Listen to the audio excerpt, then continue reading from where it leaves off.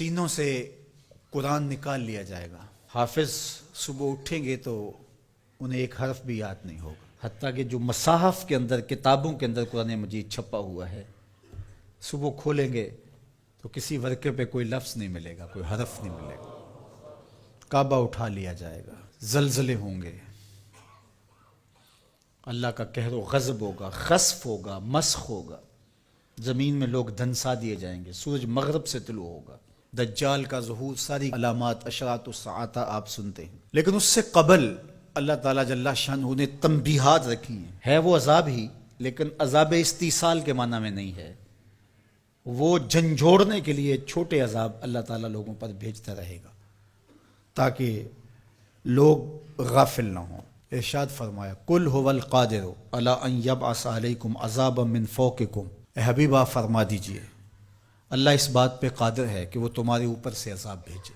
آسمان سے پتھر اتریں، آسمان سے اللہ کے عذاب نازل ہوں، کڑکتی بجلیاں اور کڑک ان کو آلے، جس تمازی میں ہوا. وہ اس بات پہ اب بھی قادر ہے. جب یہاں تک آیت نازل ہوئی تو حضور نے کہا اعوذ بوجہک، اللہ تیری پناہ چاہتا ہوں.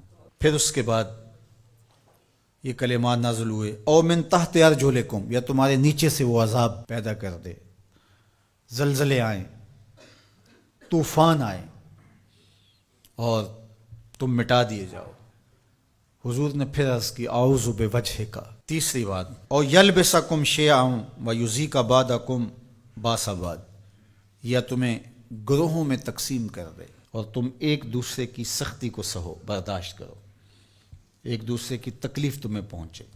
تو حضور نے فرمایا ھذہ اہون یا ھذا ایسر، یہ آسان ہے.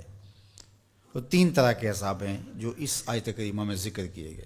آسمان سے عذاب نازل ہو یا تمہارے نیچے سے وہ عذاب پیدا کر دے. اور تیسرا یہ ہے کہ تم تشتت و افتراق میں مبتلا ہو جاؤ، خانہ جنگیاں لگ جائیں، تم ایک دوسرے کو تکلیف پہنچانے کے درپے ہو جاؤ. یہ تیسری قسم کا عذاب ہے.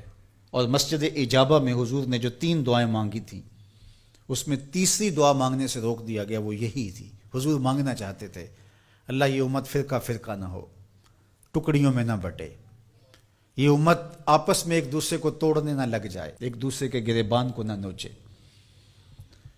لیکن حضور کو منع کر دیا گیا کہ یہ ہوگا جب بدکاریاں ہوں گی، جب گناہ ہوں گے تو اللہ جل شانہ اس کے بدلے میں ان پر جو چھوٹا عذاب مسلط کرے گا، جو ان بڑے عذابوں کے مقابلے میں چھوٹا ہے.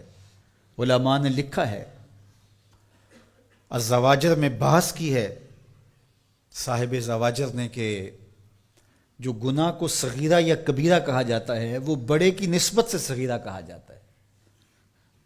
چھوٹا گناہ اس لیے کہا جاتا ہے کہ وہ بڑے سے چھوٹا ہوتا ہے، ورنہ جو چیز اللہ کو ناراض کر دے وہ چھوٹی نہیں ہوتی، گناہ بڑا ہی ہوتا ہے. جو اللہ کی ناراضگی کا سبب ہو وہ چھوٹی چیز نہیں ہے، وہ بڑی چیز ہے. تو جو گناہ صغیرہ کہا جاتا ہے تو اس کا مطلب یہ ہے کہ بڑے کی نسبت سے چھوٹا ہے. تو جو چھوٹا عذاب کہا گیا تو چھوٹے عذاب سے مراد جو بڑے کی نسبت کم درجے کا ہے. تو عذاب ہے، تو اوپر سے عذاب اور نیچے سے عذاب یہ اس امت پہ نہیں ہوں گے. یعنی قحط نہیں ہوگا، غرق نہیں ہوگا، آسمان سے پتھر نہیں برسائے جائیں گے، لیکن چھوٹے عذاب ان پر مسلط کیے جائیں گے.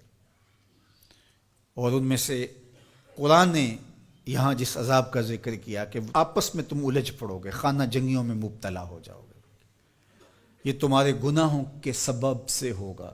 اور پھر جب الجھاؤ پیدا ہوتا ہے تو برکتیں اٹھ جاتی.